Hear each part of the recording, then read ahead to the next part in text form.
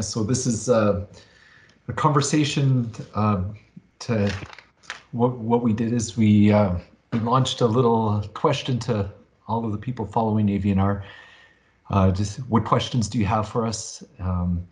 So I've got David here, and we're going to have a conversation and look to try and answer some of those questions, and hopefully we make this interesting and fun. My name's Michael. I head up the sales team and the product development team here at AV&R.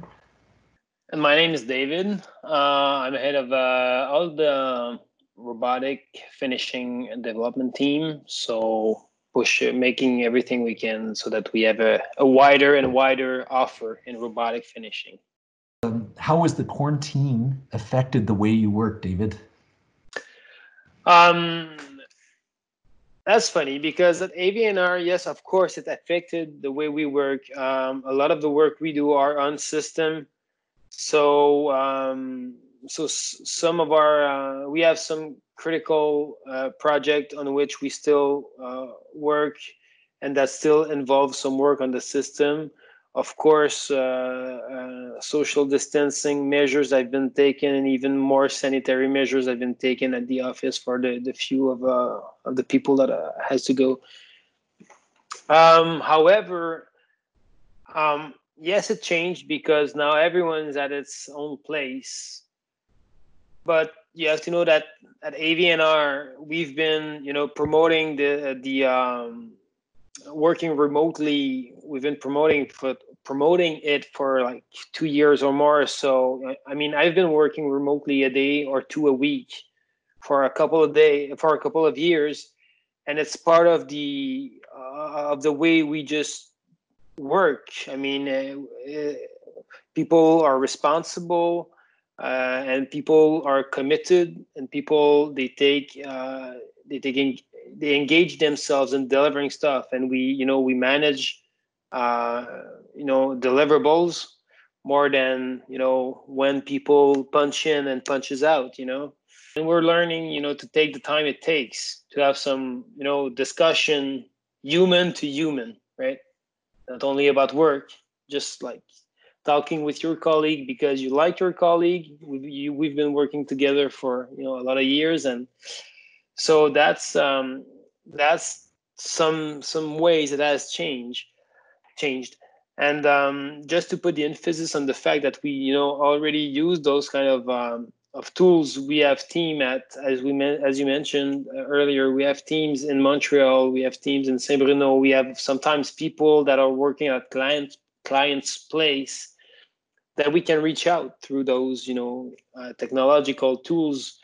So it allowed us to have those conversation even though we were kilometers apart. So we were used to this. What has changed? It's become the daily reality for everyone. So that's the main thing that has changed. And I guess, as I mentioned, taking time to discuss, taking time, to make sure everyone feels is okay because of this, this really specific situation. I remember just before the lockdown started, we were talking about, when you're in a meeting, laptops away, focus on the topic and save the socialization for around the coffee machine, right?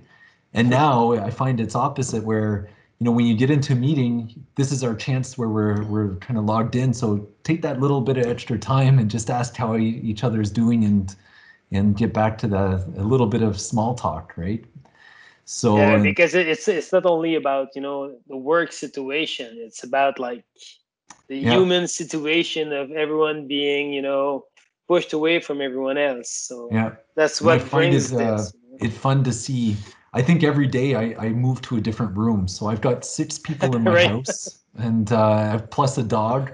So I'm the one that ends up moving around just to try and find quiet areas. So for this podcast here, this video, I said, okay, let me go into my garage, and so that's been interesting. And I love to see the people's where they work now, and you get a different kind of view of everybody, and you know what their home looks like a little bit and stuff like that. It ends up being a little bit more personal touch. You see a side of people that you don't normally get to see. So what will we need to do in manufacturing to get back to work? So I started to talk a little bit before about I think robotics and automation will be an answer to that, or at least a tool to help people stay safe. I think in general, we all have to think a little bit differently, and we have to kind of realize that I believe that this will go on for longer than we all hope, until one of the brilliant scientists will come up with the vaccine. So we got to figure out, well, how are we going to manage this over a longer period of time?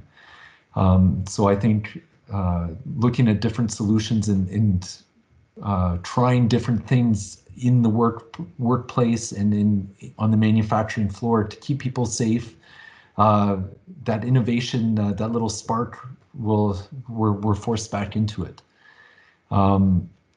So that's going to be important to understanding. I think that once companies start to understand, you know, what it looks like on the other side of this first wave, we'll be able to plan a little bit better for this.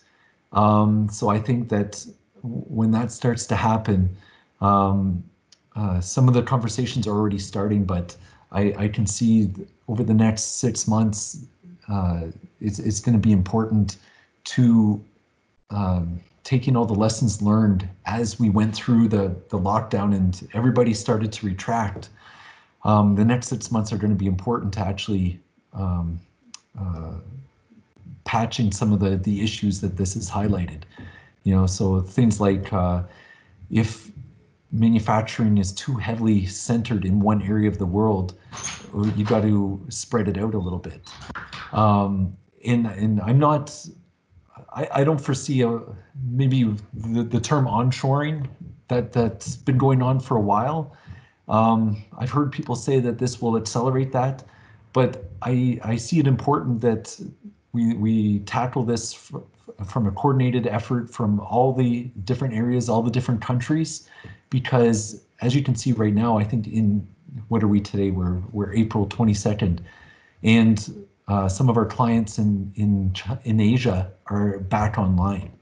So it's important that we're able to have people that are able to manufacture. So we're relying on those people in Asia to manufacture some of these critical things. And then as other areas of the world come online, we can start ramping up those production. And if ever the crisis comes back and there's another wave and it happens to hit Asia first, then we can rely on some of those other areas of the world. So I see us all really needing to tackle this together and avoid some of the protectionism that is the first reflex that we're starting to hear about. But I can see smaller manufacturing sites. You know, I've heard of customers where, let's say they had 400 or 500 people in a facility, but because of social distancing, they can only fit in, you know, 150 people into that working space, and maybe they have to stagger their shifts a little bit differently.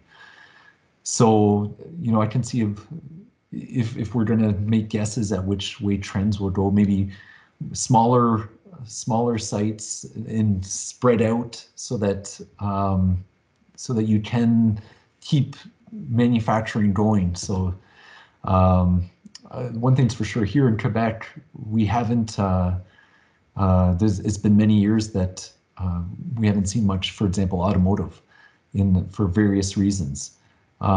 So maybe now's the time to start thinking about, well, can we bring back some of these manufacturing to our area, just to add another option for being able to keep manufacturing going if ever these revolving blackouts do happen.